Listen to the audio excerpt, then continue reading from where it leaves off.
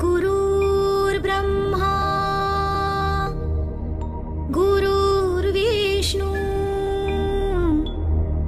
गुरुर्देवो महेश्वरा गुरुर्साक्षात् परब्रह्मा तस्मै श्री गुरुवे नमः। नमस्ते विद्यार्थी मित्रों। तो ધોરણ 9ની અંદર યુનિટ નંબર 3 નૂતન વિશ્વ તરફ પ્રયાણ એમાં આપણે MCQ સ્વરૂપે આપણે રિવિઝન કરી રહ્યા છીએ। યુનિટ નંબર 1 અને યુનિટ નંબર 2નું પણ આપણે રિવિઝન કરેલું છે મિત્રો। તો તમને એક સૂચના એ દેવાની કે એક્ઝામ નજીક આવતી હોવાના કારણે તમે લોકો જે વિડીયો જોઈ રહ્યા છો તો એ વિડીયોનું આજે MCQ તમે જોવો છો તો એ આજને આજ જ તેને પાકું કરી નાખો, નહીતર પછી સમય મળશે નહીં। તમે લોકો એક કામ કરો, જે પરીક્ષાની તારીખો આવેલી હોય અને વધેલા દિવસો દ્વારા વિષયોને ભાંગો, બરાબર। તો એટલા જ દિવસો તમારે વિષય પૂર્ણ કરવા માટેનો સમયગાળો કહેવાય છે। એટલે ખાસ ધ્યાન રાખો, સમય હંમેશા કેવો છે? ઓછો છે। સમય એટલો બધો આપણને મળશે નહીં, એટલે તાત્કાલિક ધોરણે બધું પાકું કરવા લાગો। તો શરૂઆત કરીએ। પ્રશ્ન નંબર 1, નીચેના પ્રશ્નોના ઉત્તર માટે આપેલા વિકલ્પોમાંથી સાચો વિકલ્પ પસંદ કરીને લખો। તો પહેલો પ્રશ્ન જોઈએ એમાં, જર્મનીમાં નાઝીવાદનો સ્થાપક કોણ હતો? તો જર્મનીમાં નાઝીવાદનો સ્થાપક કોણ છે? હિટલર, બરાબર। જર્મનીમાં તો ઓલો કેસર વિલિયમ હતો, એ તો પછી વર્સેલ્સની જે સંધિ થઈ એ પછી શું થયો હતો? નાસી છૂટ્યો હતો। એ પછી પદ કોણે ધારણ કરેલું? હિટલરે, આપણને ખ્યાલ છે।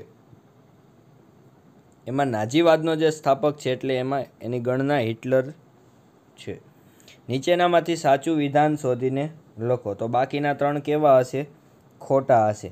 જર્મનીમાં ફાસીવાદનો ઉદય થયો, બરોબર। તો હવે જો આમાં જે પ્રશ્ન એવો છે મિત્રો કે હજી પહેલા જ પ્રશ્નમાં જોયું જર્મનીમાં કયો વાદ હતો? તો કે નાઝીવાદ હતો, એટલે આ વિધાન પહેલું જ કેવું છે? ખોટું। બીજું, મુસોલિની જર્મનીનો લીડર હતો, ખોટું। નાઝી પક્ષનું પ્રતીક લાકડાની ભારી અને કુહાડી હતું, ખોટું। મુસોલિનીએ ઇટાલીમાં ફાસીવાદની સ્થાપના કરી હતી, આ વિધાન કેવું છે? સાચી વાત છે।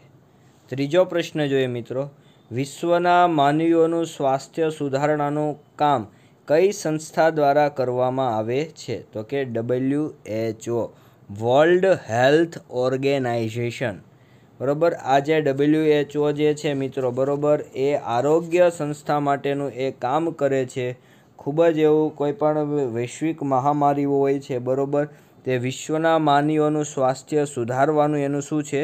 કાર્ય રહેલું છે। વિશ્વ આરોગ્ય સંસ્થા તરીકે પણ એને ઓળખવામાં આવે છે મિત્રો। ચોથો પ્રશ્ન જોઈએ, એક જોડકું સાચું નથી। તો બાકીના 3 કેવા હશે એ આપણે જોઈએ। પહેલું, ઇટાલીમાં ફાસીવાદ, શું તમને લાગે છે કે સાચી વાત છે? તો કે હા। જર્મનીમાં નાઝીવાદ, તો કે સાચી વાત છે। જાપાનમાં લશ્કરવાદ, એ પણ સાચી વાત છે। તો ડી, જર્મન પ્રજા હિટલરને હોલોકાસ્ટ તરીકે માનતી હતી, એને ફ્યુહરર માનતી હતી। શું માનતી હતી? ફ્યુહરર, બરાબર, તારણહાર તરીકે એને માનતી હતી જર્મન પ્રજા, એટલે એને ખાસ આપણે એને યાદ રાખશું। પાંચમું જોઈએ, નીચે એક સરમુખત્યારની નીતિ વિશે વર્ણન કરેલ છે, તો તે કયો સરમુખત્યાર હોઈ શકે? તો એના વિશે વાત કરીએ। પહેલાં, તેણે રોમન સમ્રાટની સર્વોપરિતાનું પ્રતીક અપનાવ્યું। બધી વસ્તુ ઉપર રાજ્યનો અધિકાર એ ફાસેજેનો અર્થ છે। તેણે એક પક્ષ એક નેતાનો મુદ્રાલેખ આપ્યો, બરાબર, આ રીતની વાત છે। તો આવું કોણ હતું? તો કે બેનિટો મુસોલિની। કોણ હતો? બેનિટો ફાસેજેનો અર્થ એટલે ફાસિસ્ટ, બરાબર, ઇટાલીમાં ફાંસીવાદની જે સ્થાપના થયેલી, બરાબર, મુસોલિનીએ કરેલી ને, બેનિટો મુસોલી દ્વારા એની સ્થાપના, એના વિશેની આ વાત છે. એમાં જો આપણને હિન્ટ આપેલી જ છે, ફાસે જેનો અર્થ છે એમ, એટલે એના આધારે આપણને ખબર પડી જાય કે ભાઈ ઇટાલીની આ વાત છે. અને ઇટાલીમાં જે ફાંસીવાદની જે સ્થાપના કરનાર કોણ છે? બેનિટો મુસોલિની. છઠ્ઠું જોઈએ, નીચે આપેલ વિધાનોમાંથી એક વિધાન સાચું નથી, તો બાકીના 3 કેવા હશે? સાચા હશે. તો એના વિશે પહેલાં જોઈએ. એડોલ્ફ હિટલર રાષ્ટ્રપતિ પદ ધારણ કરી જર્મનીમાં સરમુખત્યાર સ્થાપી, તો આ કેવું છે? વિધાન સાચું છે. દ્વિતીય વિશ્વયુદ્ધને અંતે વર્સેલ્સની સંધિ થઈ, આ વિધાન કેવું છે? ખોટું છે. કારણ કે વર્સેલ્સની સંધિ ક્યારે થઈ? પ્રથમ વિશ્વયુદ્ધમાં થઈ. દ્વિતીય વિશ્વયુદ્ધના બીજ કઈ સંધિમાં રોપાયા હતા? તો વર્સેલ્સની સંધિ આવી. વર્સેલ્સની સંધિના કારણે જ દ્વિતીય વિશ્વયુદ્ધની શું થયેલી છે મિત્રો? શરૂઆત થયેલી છે. સી અને ડી જોઈ લે, કારણ કે જે એક માર્કના પ્રશ્નોમાં કામ લાગે. 1949માં માઓ ત્સે-તુંગના નેતૃત્વ હેઠળ ચીનમાં સામ્યવાદી શાસનની સ્થાપના થઈ. સાચી વાત છે. 11 ઓગસ્ટ 1945ના રોજ જાપાનની શરણાગતિ સાથે દ્વિતીય વિશ્વયુદ્ધનો અંત આવેલો, એ પણ કેવું છે મિત્રો? સાચી વાત છે. આગળ વધીએ. નીચે આપેલ વિધાનોમાંથી એક વિધાન સાચું છે. 7મું છે, એક વિધાન સાચું છે, તો બાકીના 3 કેવા છે? ખોટા છે. એટલે ડાયરેક્ટ તમને સાચું તમને જણાવી દઉં છું. ભાઈ, બેનિટો મુસોલિનીએ ફાસિસ્ટ પક્ષના પ્રતીક તરીકે લાકડાની ભારી અને કુહાડી અપનાવેલી, અને બાકી બધા કેવા છે? ખોટા છે મિત્રો. એટલે એમાં જવાબ કયો આવશે? સી. 7મામાં સી આવશે. 8મું જોઈએ તો, નીચે એક રાષ્ટ્રનું વર્ણન કરેલ છે, તો તે કયું રાષ્ટ્ર હોઈ શકે? જો આવું હોય ને, એટલે આ જે પ્રશ્નો આવે ને, બહુ ખાસ અગત્યના પ્રશ્નો હોય. આના આધારે આપણને મુદ્દાસર સવાલના જવાબો પણ આપણને શું થઈ જતા હોય છે? પાકા થઈ જતા. એટલે આવા જે સવાલ હોય ને, એને આપણે ડિટેલ્સની અંદર સમજી જ લેવાના, જેથી કરીને આપણને આગળના સવાલોના જવાબ પણ આવડી શકે મિત્રો. તો એમાં જોઈએ મિત્રો, રાષ્ટ્રસંઘની સંમતિમાં તેને કાયમી સભ્યપદ ન મળ્યું, બરાબર. આના આધારે તો આપણને જવાબ ડાયરેક્ટ મળી જાય છે. તો એમાં જવાબમાં શું આવશે મિત્રો? અને તેના લશ્કરી રાષ્ટ્રવાદે વિસ્તારવાદની નીતિ વ્યાપક બનાવી. તેણે મંચુરિયા કબજે કરીને ત્યાં મંચુગો સરકારની શું કરી હતી? સ્થાપના કરી હતી, બરાબર. આ બધા જે જો પહેલું તે રાષ્ટ્રસંઘની સંમતિમાં કાયમી પદ ન મળ્યું તોય ખબર પડી જાય કોણ આવે? જાપાન આવે. મંચુરિયા કબજે કરીને મંચુકો સરકારની સ્થાપના કરી, બરાબર. એના આધારે આપણને ખબર પડી જાય જવાબમાં શું આવે? જાપાન આવે મિત્રો. તો આના આધારે ખબર પડી જાય કે ભાઈ મંચુરિયા કબજે કરીને મંચુકો સરકારની સ્થાપના કોણે કરી હતી? તો કે જાપાને. આ રીતે પણ પ્રશ્ન આપણને પૂછાઈ શકે છે. 9મું જોઈએ. 1 સપ્ટેમ્બર 1939ના રોજ જર્મનીએ કયા રાષ્ટ્ર પર આક્રમણ કરીને દ્વિતીય વિશ્વયુદ્ધની શરૂઆત કરી? તો પોલેન્ડ ઉપર આક્રમણ કર્યું હતું. ક્યારે કર્યું હતું? પોલેન્ડ. જર્મનીએ પોલેન્ડ ઉપર આક્રમણ કરીને દ્વિતીય વિશ્વયુદ્ધની શરૂઆત કરી નાખી. પછી એમણે ફ્રાન્સને બધાએ કહ્યું પણ ખરી કે ભાઈ તમે આ યુદ્ધ તાત્કાલિક બંધ કરો, પરંતુ જર્મની માન્યું નહીં. એટલે એ લોકો પણ મિત્ર રાષ્ટ્રની સાથે જોડાવા લાગ્યા, અને જર્મનીને એ બધા કોની સાથે? ધરી રાષ્ટ્રની સાથે જોડાયા હતા મિત્રો. 10મું જોઈએ. ખાલી જગ્યાએ જર્મની અને જાપાનના સહયોગથી રોમ, બર્લિન અને ટોક્યો ધરીની રચના કરી. તો કે ઇટાલીએ, જવાબમાં શું આવે? ઇટાલીએ જર્મની અને જાપાનના સહયોગથી રોમ, બર્લિન અને ટોક્યો ધરીની રચના કરી. આ એક ખાસ એક અગત્યનું ઘણીવાર આ પ્રશ્ન પૂછાઈ શકે છે. ઘણા બધા મેં પેપર જોયેલા, બરાબર, એમાં આ પ્રશ્ન પૂછાય. વિદ્યાર્થીઓને આમાં પણ ભૂલ થતી હોય છે.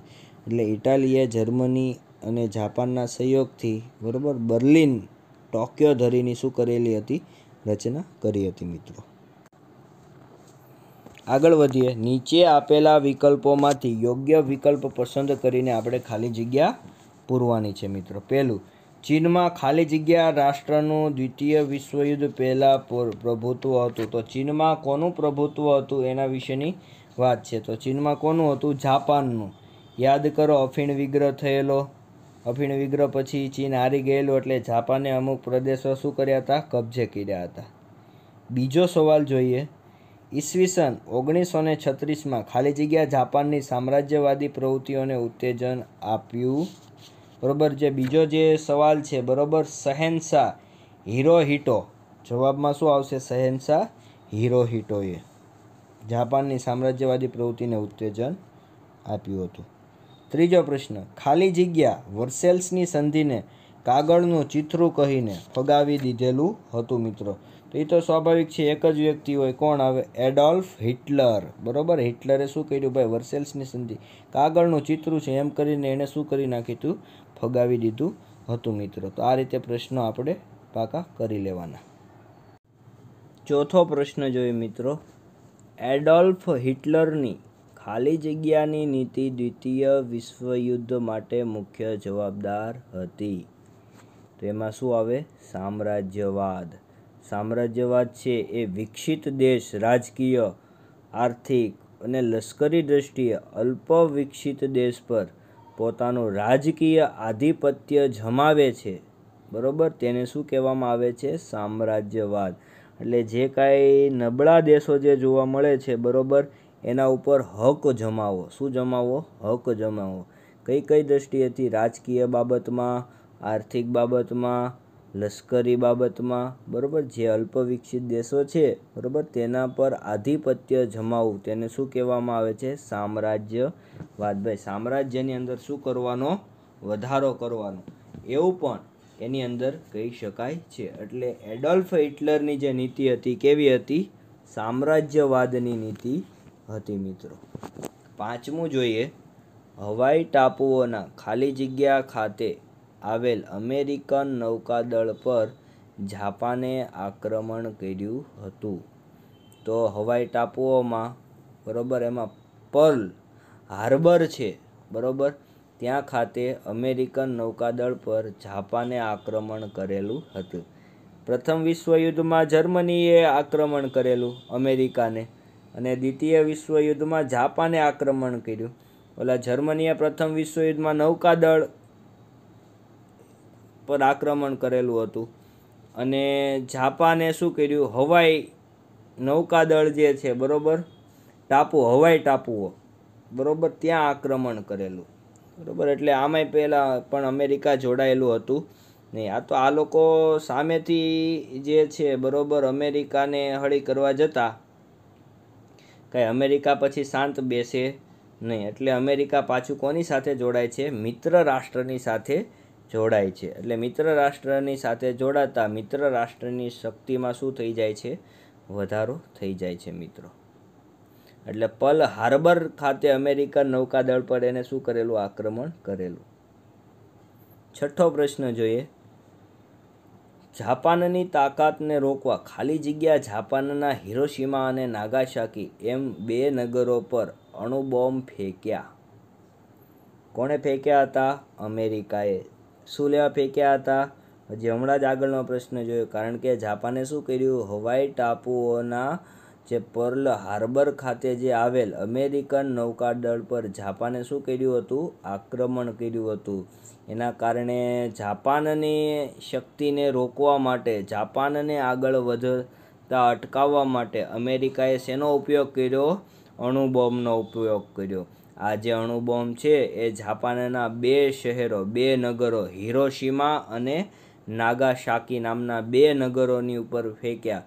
બરોબર. ખાલી આ અણુબોમ્બ ફેંકતાની સાથે જ, બરોબર, જાપાને શરણાગતિ સ્વીકારી હતી અને દ્વિતીય વિશ્વયુદ્ધનો શું આવી ગયો તો? અંત આવી ગયો તો મિત્રો. આગળ વધીએ. સાતમો પ્રશ્ન. ખાલી જગ્યા બાદ વિશ્વ અમેરિકા અને રશિયા એમ બે મહાસત્તાઓમાં વહેંચાઈ ગયું. હવે આ જે જવાબ છે, બરોબર, દ્વિતીય વિશ્વયુદ્ધ બાદ. કારણ કે બે મહાસત્તા એટલે કઈ કઈ? એક અમેરિકા અને એક રશિયા. રશિયાની અંદર સામ્યવાદી હતું, બરોબર, એ રીતે બે ભાગની અંદર વેચાઈ ગયું. દ્વિતીય વિશ્વયુદ્ધ સુધી અમેરિકા અને રશિયા કેવા હતા? બંને મિત્રો હતા અને અંતે કેવા થઈ ગયા? દુશ્મન થઈ જાય છે. આઠમું જોઈએ. અમેરિકાના પ્રમુખ રૂઝવેલ્ટ અને બ્રિટનના વડાપ્રધાન ચર્ચિલે જે 8 મુદ્દાનું ખતપત્ર તૈયાર કર્યું તે ખાલી જગ્યા તરીકે ઓળખાયું. બરાબર. તો આ જે છે એ જે ખતપત્ર જે હતું ને, બરાબર, એ એટલાન્ટિક મહાસાગરની અંદર રજૂઆત થયેલી. ક્યાં થયેલી? એટલાન્ટિક મહાસાગર જે છે, બરાબર, એમાં જે અમેરિકન પ્રમુખ રૂઝવેલ્ટ હતા, બ્રિટનના વડાપ્રધાન ચર્ચિલ હતા, 8 મુદ્દાનું ખતપત્ર તૈયાર કરાયું હતું. એટલાન્ટિક મહાસાગરની અંદર એ રજૂ થયેલું એટલે એને એટલાન્ટિક ખતપત્ર તરીકે એને ઓળખવામાં આવે છે. આ ખાસ યાદ રાખવું, ભૂલાય નહીં મિત્રો. 9મું જોઈએ. 24 ઓક્ટોબર 1945ના રોજ શાંતિ, સલામતી અને સહઅસ્તિત્વના હેતુથી 51 સભ્ય રાષ્ટ્રો દ્વારા ખાલી જગ્યાની સ્થાપના જાહેરાત થઈ. તો સ્વાભાવિક છે 24 ઓક્ટોબર 1945 એટલે કહ્યું તો કે સંયુક્ત રાષ્ટ્રસંઘની. આ તો આપણે 8મા ધોરણની અંદર પણ આપણે ભણી ગયા છીએ. 24 ઓક્ટોબર 1945ના રોજ, બરાબર, સંયુક્ત રાષ્ટ્રસંઘની શું કરવામાં આવેલી? સ્થાપના. એટલે જ એને 24 ઓક્ટોબરે UN દિવસ તરીકે પણ ઉજવવામાં આવે છે, યુનાઇટેડ નેશન. બરાબર. 10મો પ્રશ્ન જોઈએ મિત્રો.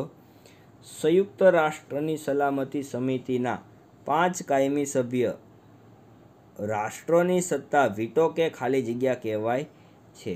બરાબર. તેમાં શું આવે? નિષેધાધિકારી આવે. શું આવે? નિષેધાધિકારી. એટલે કે સંયુક્ત રાષ્ટ્રની જે સલામતી સમિતિ માટે જે 5 કાયમી સભ્યો છે, બરાબર, જે વીટો પાવર જે છે, બરાબર, એને નિષેધા કહેવાય. વીટો પાવર એટલે શું? કોઈ પણ 5 દેશ છે, બરાબર, એ કાયમી સભ્ય કહેવાય. જો 5 દેશમાંથી કોઈ એક દેશની પણ જો ના હોય, બરાબર, તો ખરડો પસાર થઈ શકતો નથી. બરાબર. તો એ જે કાંઈ નિર્ણય લેવાયો છે કેવો થઈ જાય? રદ. એટલે 5 વ્યક્તિની હા છે એ કેવી હોય છે? જરૂરી હોય છે. બરાબર. એને જ વીટો પાવર તરીકે ઓળખવામાં આવે છે. એ કાયમી સભ્યપદને મળેલું છે મિત્રો. આગળ જોઈએ, નીચેની શબ્દ સંકલ્પના સમજીએ. સામ્રાજ્યવાદ એટલે શું? હજી હમણાં જ મેં કીધું, સામ્રાજ્યવાદ એટલે વિકસિત દેશ કે રાજકીય, આર્થિક અને લશ્કરી દ્રષ્ટિએ જોઈએ તો જેનો વિકાસ થઈ રહ્યો છે એવા દેશો, બરાબર, રાજકીય આધિપત્ય જમાવે તેને શું કહેવામાં આવે છે? સામ્રાજ્યવાદ કહેવામાં આવે છે. તો સામ્યવાદ એટલે શું? તો ઉત્પાદનના સાધનો જેવા કે વીમા કંપની હોય, બેંક હોય, જમીન હોય, કારખાના વગેરે રાજ્યની સરકારની માલિકીના હોય તેવી વિચારસરણીને સામ્યવાદ કહેવામાં આવે છે. આ સામ્યવાદ એટલે કહ્યું તો કે રશિયા. એ જે વીમા કંપની, બેંક, જમીન, કારખાના બધું જ કોની માલિકીનું હોય છે? સરકારની માલિકીનું હોય છે. તેવી વિચારસરણી એની છે એટલે એને સામ્યવાદી નીતિ કહેવાય. 3જો પ્રશ્ન જોઈએ. ઠંડુ યુદ્ધ. બીજા વિશ્વયુદ્ધના અંતે વિશ્વની મહાસત્તા ધરાવનાર અમેરિકા અને રશિયા એમ 2 પરસ્પર વિરોધી વિચારસરણીવાળા સત્તા જૂથોની 60 મહામારી, જે 60 મારીને લીધે જે તંગ રાજકીય પરિસ્થિતિનું નિર્માણ થયું તેને ઠંડુ યુદ્ધ કહેવામાં આવે છે. એટલે વાક યુદ્ધ કહેવાય. શું કહેવાય? વાક યુદ્ધ. ભાઈ વાતચીત કરીને પ્રશ્નોનું સમાધાન કરવું. ભાઈ શસ્ત્ર વગરનું યુદ્ધ એટલે શું કહેવાય છે? એને ઠંડા યુદ્ધ તરીકે ઓળખવામાં આવે છે મિત્રો. 4થું જોઈએ, સંયુક્ત રાષ્ટ્રો. બીજા વિશ્વયુદ્ધને અંતે જગતમાં શાંતિ, સલામતી અને સહઅસ્તિત્વના આશયથી 24 ઓક્ટોબર 1945ના રોજ, બરાબર, 51 સભ્યો દ્વારા જે આંતરરાષ્ટ્રીય સંસ્થાની સ્થાપના થઈ તેને સંયુક્ત રાષ્ટ્ર કહેવામાં આવે છે. એટલે ક્યારે? 24 ઓક્ટોબર 1945ના રોજ 51 સભ્યથી આંતરરાષ્ટ્રીય સંસ્થાઓની અલગ અલગ બધી સ્થાપનાઓ થઈ છે જેને સંયુક્ત રાષ્ટ્રો કહેવાય છે. 5મું જોઈએ, સલામતી સમિતિ. જગતમાં આંતરરાષ્ટ્રીય અને શાંતિ અને સલામતી જાળવવું મહત્વનું કાર્ય કરતી સમિતિ જે સંયુક્ત રાષ્ટ્રસંઘનું મહત્વનું અંગ છે મિત્રો. એને શું કહેવાય છે? સલામતી સમિતિ. 6. વીટો સત્તા એટલે શું? જે હમણાં જ જોયું. સલામતી સમિતિના 5 કાયમી સભ્યો રાષ્ટ્રોને નકારાત્મક મત આપવાની અસાધારણ સત્તા. જે નકારાત્મક મત મળે તો નિર્ણય લઈ શકાય નહીં. એને શું કહેવાય છે? વીટો પાવર તરીકે ઓળખવામાં આવે છે મિત્રો. હવે જોઈએ જોડકા. ઇટાલી, જર્મની, ન્યુયોર્ક અને મંચુરિયા, બરાબર, એની સામે અલગ અલગ જવાબો આપેલા છે તે જોઈએ. તો પહેલું ઇટાલી. ઇટાલીમાં ફાસીવાદનો ઉદય. જર્મનીમાં નાઝીવાદનો ઉદય થયેલો, ન્યૂયોર્કમાં સંયુક્ત રાષ્ટ્રસંઘનું શું છે એ વડું મથક છે, મંચુરિયા 1932માં જાપાને પોતાની સત્તા સ્થાપી, મંચુગો સરકારની સ્થાપના કરીએ. ભાઈ ન્યૂયોર્ક છે બરોબર, સંયુક્ત રાષ્ટ્રનું વડું મથક ક્યાં આવેલું છે? ન્યૂયોર્કમાં. ફાસીવાદનો ઉદય ક્યાં થયેલો છે? ઇટાલીમાં. નાઝીવાદનો ઉદય ક્યાં થયેલો છે?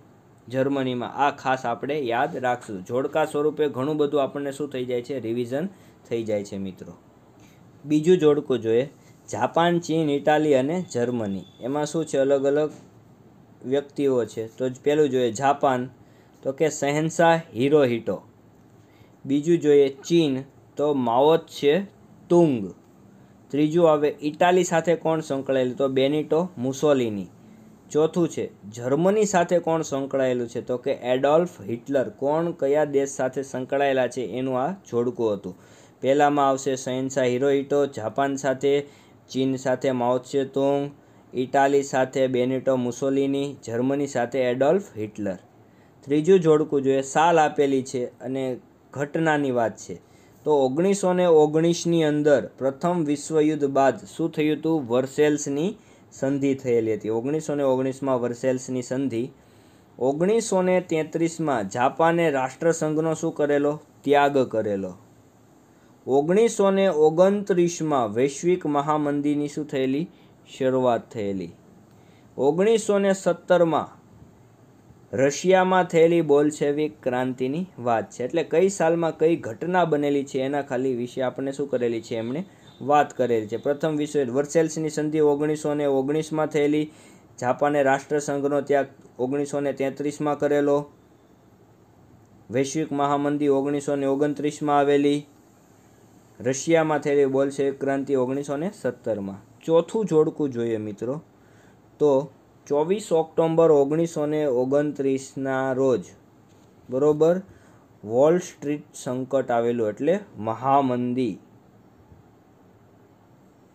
1 સપ્ટેમ્બર 1939ના રોજ દ્વિતીય વિશ્વયુદ્ધનો શું થયેલો હતો? પ્રારંભ થયેલો હતો. 11 ઓગસ્ટ 1945ના રોજ દ્વિતીય વિશ્વયુદ્ધનો અંત આવેલો હતો. 24 ઓક્ટોબર 1945ના રોજ સંયુક્ત રાષ્ટ્રની શું થયેલી હતી? સ્થાપના થયેલી હતી મિત્રો. આ કઈ ઘટના ક્યારે થઈ એના વિશેની વાત છે. આ જોડકાત સ્વરૂપે આપણને અઢળક માહિતીઓ મળી જાય છે. પાંચમું જોઈએ તો ઇટાલીમાં ફાસીવાદનો સ્થાપક બેનિટો મુસોલિની. નાઝી પક્ષની વિચારસરણી કોણ ધરાવતો હતો? રાષ્ટ્રવાદ અને સમાજવાદનો સમન્વય. જાપાનનો લશ્કરી રાષ્ટ્રવાદ એટલે વિસ્તારવાદની નીતિ. ચીનમાં સામ્યવાદી સરકારની સ્થાપના માઓ ત્સે-તુંગના નેતૃત્વ હેઠળ જોવા મળે છે. એટલે જો આ જેટલા જોડકાઓ છે ને મિત્રો, જો અમુક સ્પષ્ટ તમને ન દેખાતું હોય તો હું બોલું જ છું તો પણ તમે લખી શકો છો. આ બધા જોડકા છે બધા જ પાકા કરી લો, એક માર્કના પ્રશ્નો, જેથી કરીને આપણને ભૂલાય નહીં મિત્રો. અસ્તુ મિત્રો. ગુરુર્બ્રહ્મા ગુરુર્વિષ્ણુ ગુરુ